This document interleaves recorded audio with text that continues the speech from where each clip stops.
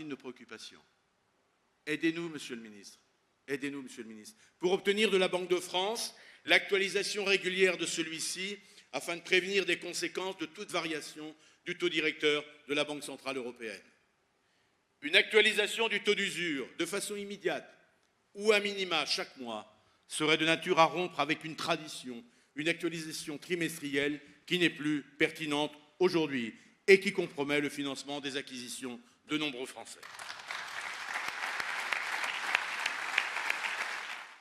Aujourd'hui, notre prévision, dans tous les cas, on est sur un marché qui est engagé sur une correction. De quelle amplitude sera cette correction? Ça va dépendre à la fois de l'inflation, l'évolution des taux d'intérêt, du contexte économique général. Et je pense que dans ce cas-là, une fédération comme le nôtre, c'est son rôle d'être agitateur d'idées, force de proposition pour accompagner les ménages français face à la question de la propriété.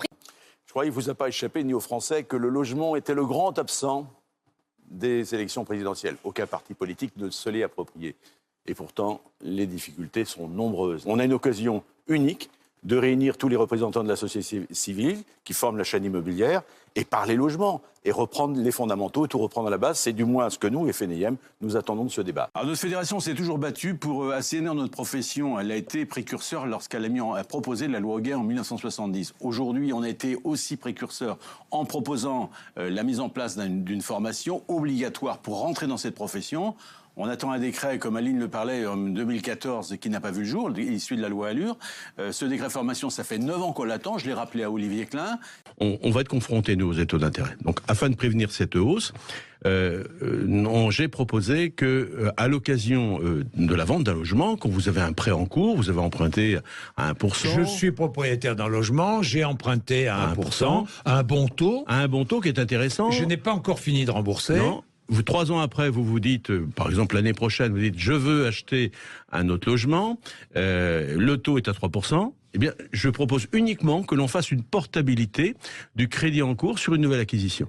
C'est impossible de tenir ce calendrier. Je l'ai rappelé au ministre, si la décision est prise sur un plan pluriannuel de travaux sur une période de 10 ans, qu'on permette aux propriétaires d'appartements inscrits dans ces immeubles de pouvoir continuer à la location et éviter une tension. Parce que, je peux vous dire, on va arriver à avoir une crise sociale. C'est très très grave, parce que si on retire ces appartements du marché locatif, on va avoir une tension déjà qui est extrêmement forte. Je rappelle que notre fédération, déjà en 2005, avait mis en place, avant que le législateur lui-même l'organise et l'inscrive dans la loi, un code d'éthique et de déontologie et qui interdisait toute discrimination. On pourra en revenir.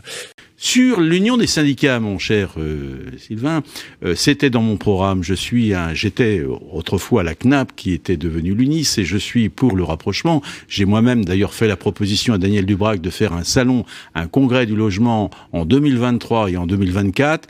On m'a rétorqué impossible, puisqu'ils avaient déjà réservé le salle, mais c'est ma volonté d'ouverture. Monsieur le ministre, je vous le dis, vous pouvez compter sur nous, et nous comptons sur vous, et vive la FNIM.